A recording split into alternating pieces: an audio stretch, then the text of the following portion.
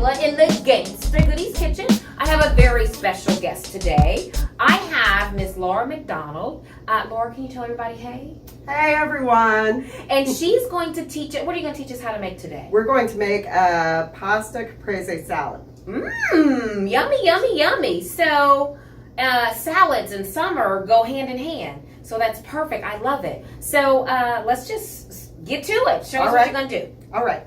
So, I got all of these things at the city market. So it's all local. Even the pasta's made locally. Nice. Right? And now, what's your pasta company that this, I don't know. I'm not going to say their name right. It's like Paparelle or something like that. Is that right? Yes, I've gotten pasta from them before. And they're so cute. And they have these $5 half-pound bags. So this is one bag for $5, right? Okay. And it just cooks in just a few minutes. It cooks a little faster than the kind you might buy at the grocery store. I wonder if that's because it's fresh. I'm guessing because it's fresher that it cooks a couple minutes faster. Like for a linguine, it's maybe 5 minutes instead of 10. You know, so you gotta keep an eye on it. Okay. And then how about I move this one out of your way? Right, great. Yes. And then so I just after I cooked it, I coat it with some olive oil so it doesn't all stick together. Got it.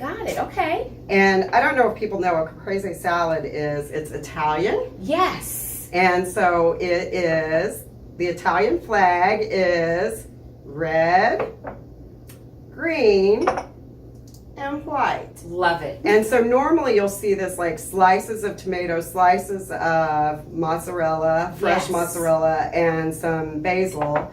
And we just turned it into a pasta dish for y'all. I love it. It's more like a whole meal that yes, way, right? I love it. And so then we have these are fresh tomatoes from one of the vendors that you always see. He's always at the corner. I think it's called Tillerman's Farm. I love it. So he's African American, right? Okay. We like to do business with Black-owned businesses. Absolutely, we do. Yes. And so he's local, and his farm is out in western Kansas City, Kansas, I believe, or kind of Johnson County, KCK border area. Okay. Love it. And then these are roasted cherry tomatoes from a different farmer. Okay. And I just it's tomato season, so you've got to go all in on the tomatoes. So these, the way you roast tomatoes, it just enhances, it makes their flavor even stronger. And so the way you roast a tomato is you just coat them in just a tiny bit of olive oil, toss them around in a bowl, put them on a pan and bake them I bake them 350 for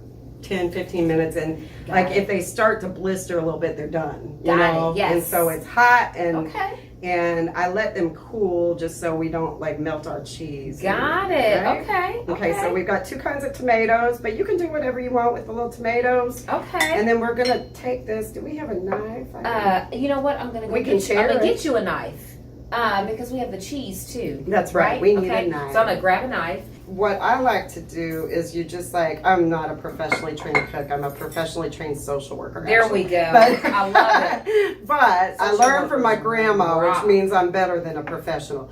And that's right. Yes. So what you do is you twist the herbs together, kind of not hard, because then you crush all their spirits. You don't want to crush their spirits. Yes. And then you twist them together, and then you just slice them like that, and it's kind of slices them all at the same time, right? Yes, And so I love it. You don't have to do all that crazy chopping, but they also they come out more of a little ribbon, little sliver. Yes. Yeah. And so it's cuter that way. I like things to be cuter. I know, right? People don't know I like cuteness. They really don't know about me. Now you guys are going to know, right? Tough Lora McDonald on the streets, and they don't know what I can do. So. Well, Lora, it takes someone tough, to do the work that you do. I think so. It does. It really does.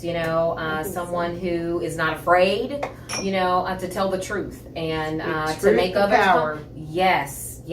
We've been doing that this week, as a matter of fact. So. I love it. And then we have garlic, and that's one of my favorite things in the whole world. Sorry to the man I'm dating, but I love the garlic. He loves you, so he loves the garlic. There we go. Yes. We have toothbrushes.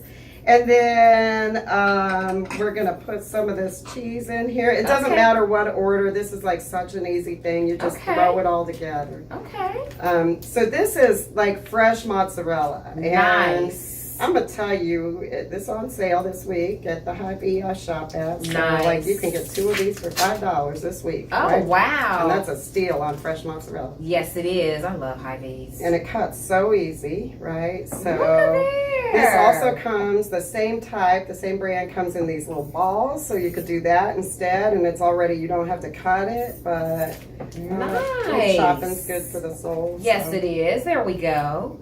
And so you just put and that. just slice it up like this, and then I'm gonna dice it. I think. Got it. So then we get nice little bite-sized pieces of mozzarella. I love it. And you might fool your friends that it's tofu or something healthy, but it does look a little like tofu, it right? does. But we're gonna just eat some cheese instead. We don't need to be that healthy, right? There we go. It's not gonna hurt us. It's gonna be good. That is so cute. Okay, it is. And I think we just need to. This is like just some Italian seasoning that we get, whatever, at the store. And we're gonna put some more olive oil. I like extra virgin olive oil. Absolutely. Do you know what that means? Extra virgin. Well, tell us what that means. Extra I'm trying virgin. to remember. I'm hoping you know what that means. I think. Unlike you, Laura, I'm not a professional, so I think it has something to do with, and the viewers out there, you guys who are professionals, y'all can chime in and correct us.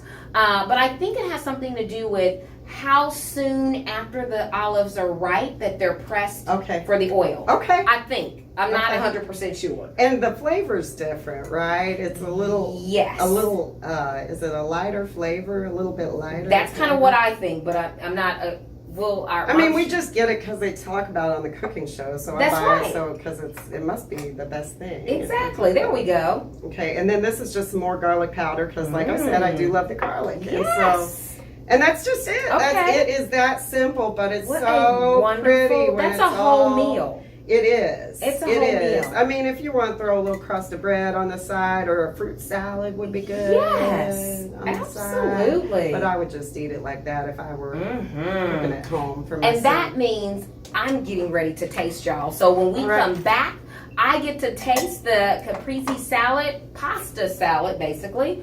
And then we get to learn more about Lora and More Squared and whatever else we want to talk about that's going on in our world and in our city today. So we'll be right back, y'all. Hey, Kansas City. This segment of Gangsta Goodies Kitchen has been brought to you by Wing Wednesday. This Wednesday, August 21st, you have a chance to order and taste some of the best jerk wings this side of Jamaica, man. We've got 4 full wings, sauteed cabbage, and the good old rice and peas. Don't forget to place your order. You have Monday until midnight. We'll see you then.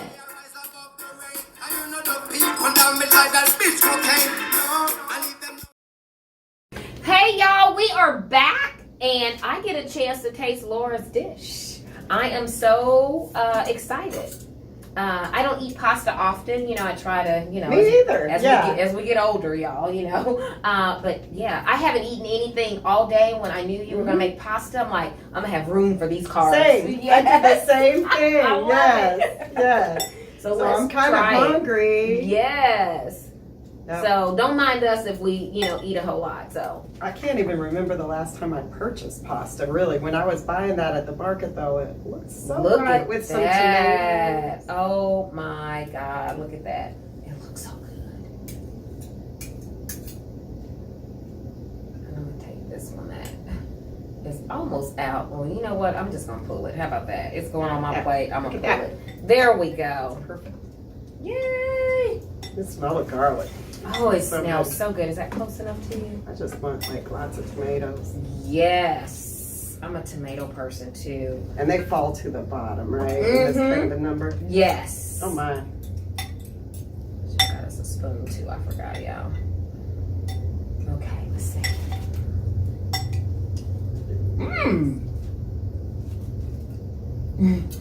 Oh, wait a minute. We forgot pepper. We need lots of pepper. Some pepper. You want some more of this tomato? Mm-hmm. I'll have another I'll tomato. give you some more tomato. Perfect.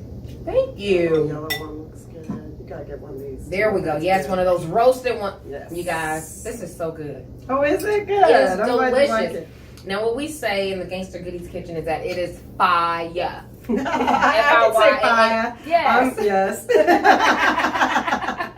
Yes. I mean, this is so light and tasty and fresh.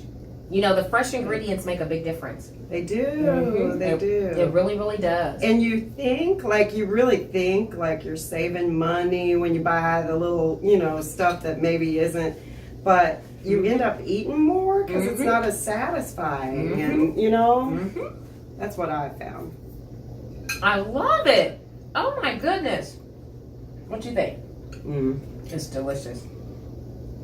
I know I asked you that right when you put the food in your mouth. Now, Lora, anybody who lives in Kansas City who even touches on advocacy in any way knows you. Oh. They have heard of your name, they have heard of your work in the community, and I want to say thank you. Because sometimes we get a little weary, not that you don't too, but we get a little weary in the fight, in the struggle for equality and justice. And so, tell us about More Squared. Okay. More Squared. It stands for Metro Organization for Racial and Economic Equity. And so there's 2 E's, hence the squared. Yes. And we're 15 years old. We're a faith-based, Wow. Okay. faith-based non-for-profit. Okay. I've been the director for 7 years. Okay. And so our aim is really to level the playing field, right? Whereby everybody has fair opportunity to reach their fullest potential in our metro area. Yes, I love it. I love it. And so so what type of work do you do? So I'm sure people call you for everything. So our primary purpose is really what we do is we do leadership training and development for members of More Squared. Okay. And now it's set up where anybody could join. Originally it was just congregations. So we had synagogues and churches that were our primary members. When we were founded 15 years ago. We were actually founded just really close to you at St. Stephen. St. Stephen. At St. Stephen. They had a covenant ceremony there just right shy of 15 years ago. Wow. Where 12 congregations came together. And now we're 32 congregations. And we have a full-time community organizer in Kansas and one in Missouri. But the day-to-day, we don't do a lot of rapid response we don't do a lot of what I call reactive things. Sometimes we have to, right? Yes, we were just talking about what's going on in Lee Summit. Yes. Or with a school district or this deportation case that him and his family. Yes. And so we sometimes are doing rapid response things, but it's usually to lift up the larger framework of what's happening. Yes. And so we worked on when Lamont McIntyre was exonerated in Kansas City, Kansas. We worked on that case because it illuminated this really horrible injustice in policing and the court system over there. Yes.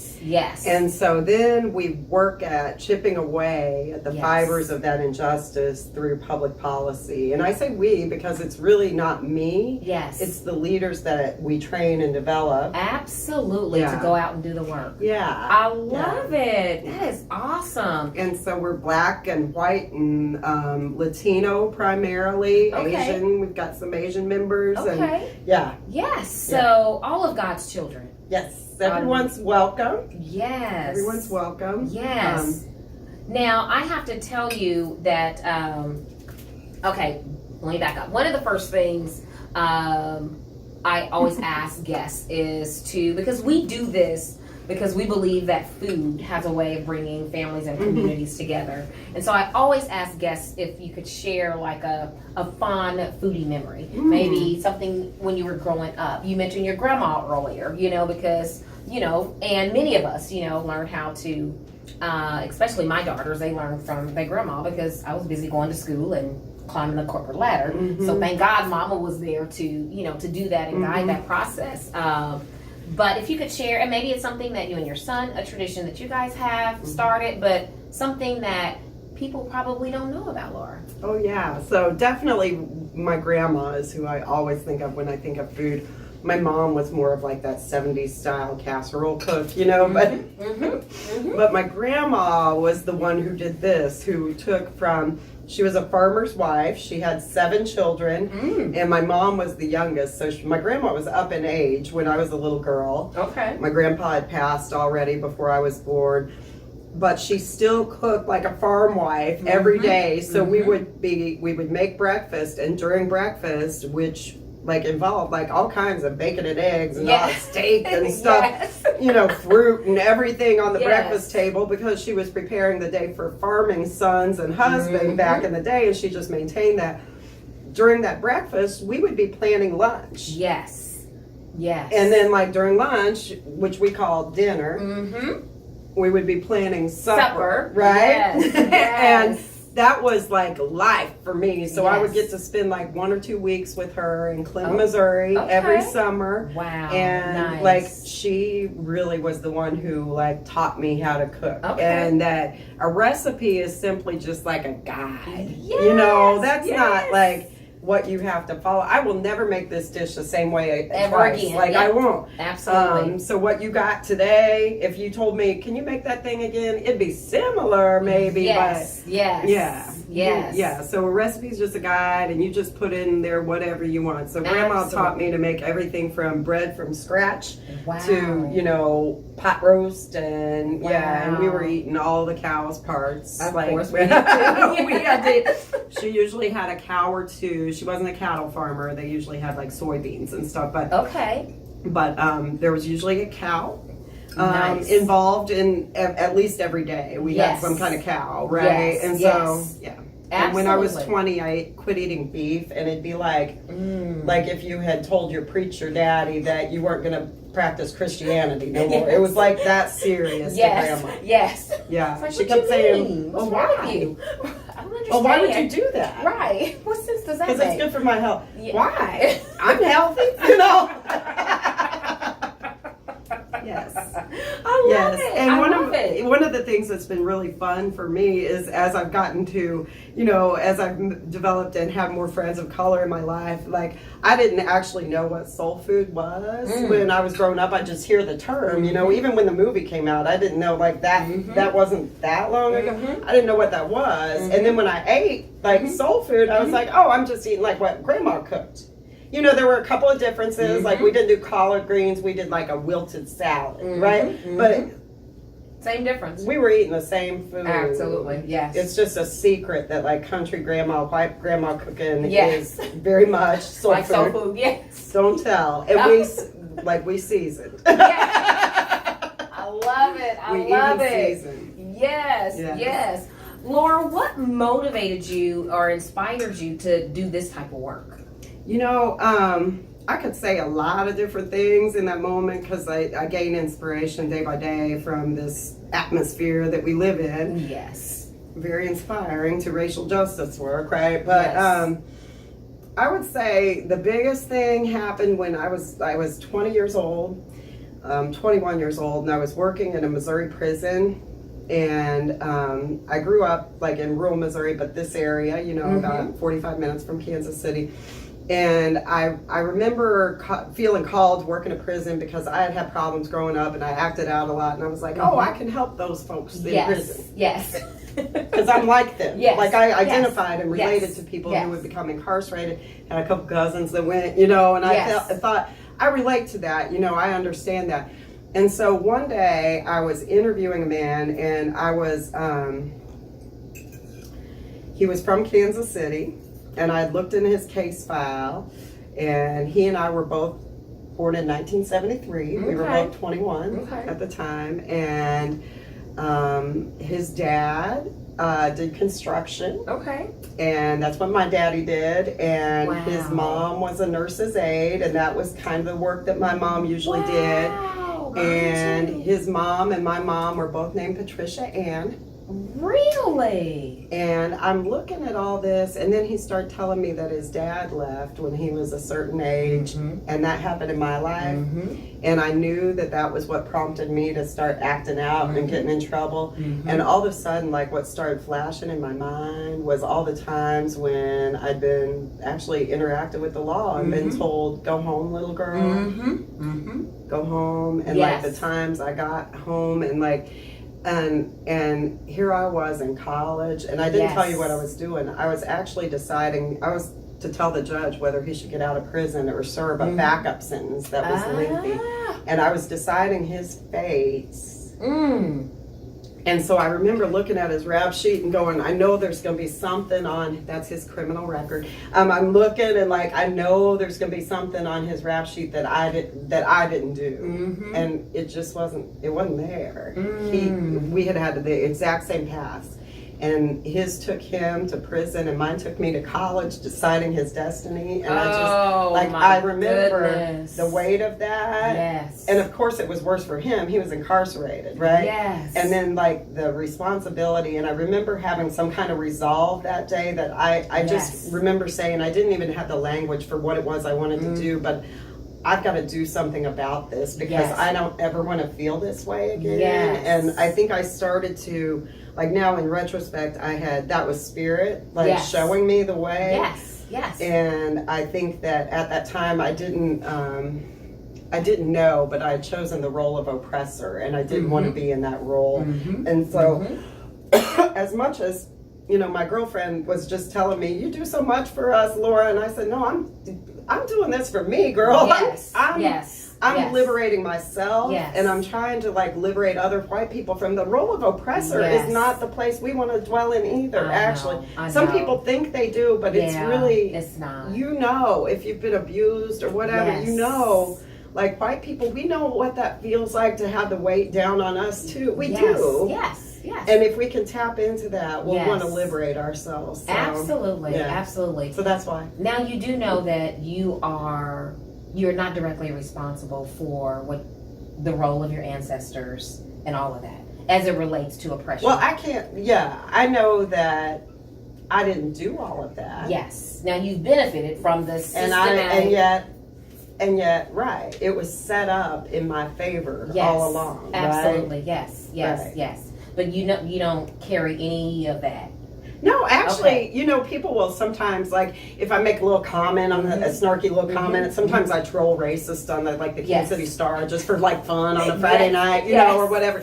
Like, when I do something like that, oftentimes people accuse me of, like, oh, that's your white guilt. And I actually don't identify to the guilt emotion. Like, I don't know what that... I feel guilt when I eat too many cookies before bed. I know that's right. Meat potato chips, yes.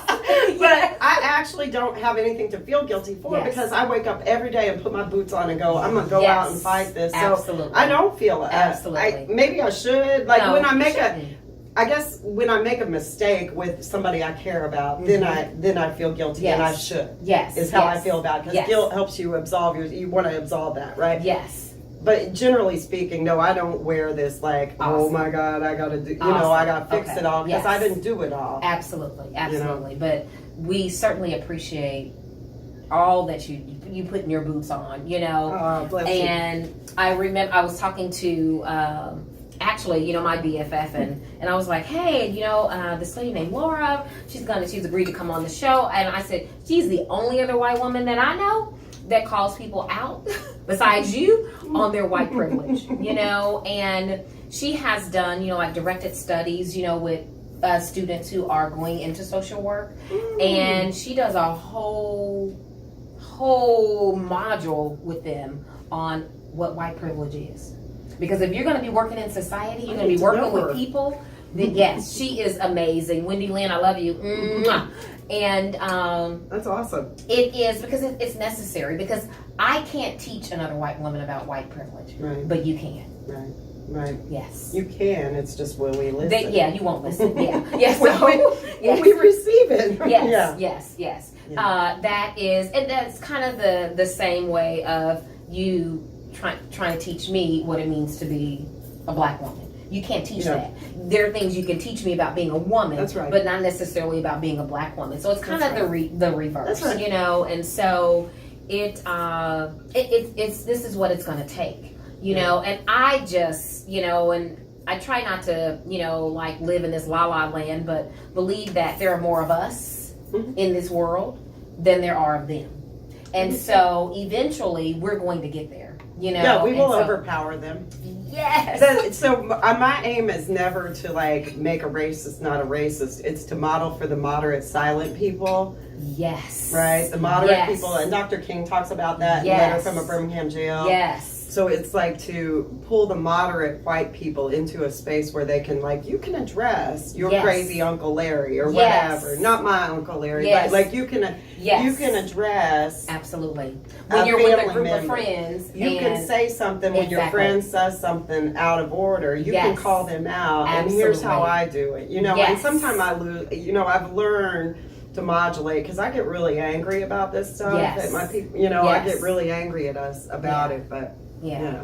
Thank you so much. I love it. I love it. How can people get involved with the work that you do and More Square? Well, the easiest thing that you could do right now is just grab our website. It's More2. It's more2.org.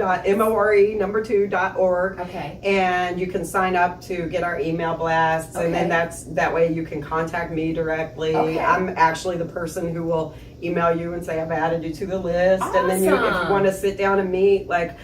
Probably about 20 hours of my week is just like having coffee with people and strategizing, getting to know them, building relationships, and figuring out what we're supposed to do together. I love it. Now let me ask you this, because we do, so More Squared is a faith-based. So what about people who are not Christians or how do people, I mean, is that a place for them as well? Okay. Excuse me, I'd like to think that we've built an inclusive space and that we're always improving that, right? And so as the executive director of More Squared, I always think it's my responsibility first to always be looking inward and changing myself. As a change agent, shame on me if I'm just looking to what City Hall should do differently, right? And so I look first at myself, and then we look at the organization. So I did have, along the way, friends who are atheists or agnostic or whatever, saying, hey, do I and can I? And so that's why we created individual membership. So for a small monthly donation, and you can secure a sponsor. It doesn't have to be your donation. You can be a member. Love it. Okay. Yeah. Nice. So and yes, we'll probably always have prayer in the space, and the language is becoming less and less traditionally Christian centered, I think, along the way. And we're trying to be more inclusive in language and things like that. I would welcome people to come and show up and just tell me, no, I don't feel welcome here, and then and then here's why. And and that's everything from having a disability to you know, how you worship, right? Okay. Yeah. That's awesome. I love it. Now we're gonna put all your website information up so that people can get connected, because Kansas City, Kansas, I mean, it's work that has to be done, and if we don't get it done, nobody's gonna get it done, you know. And so we cannot wait. You're absolutely right. Thank you so much for spending your time making this wonderful dish. And sharing who you are and the work that you do and More Squared, because it's definitely needed. Oh, thank you. It's definitely needed, and the value that you bring to the community is second to none. We appreciate it. Thank you so much. Thank you. Thanks for having me. This Absolutely. Has been I've been looking forward to this. I'm so glad. I'm so glad. Thank you all so much for watching. You enjoy the rest of your Sunday. Don't forget to subscribe and share and share and share. Peace out, y'all.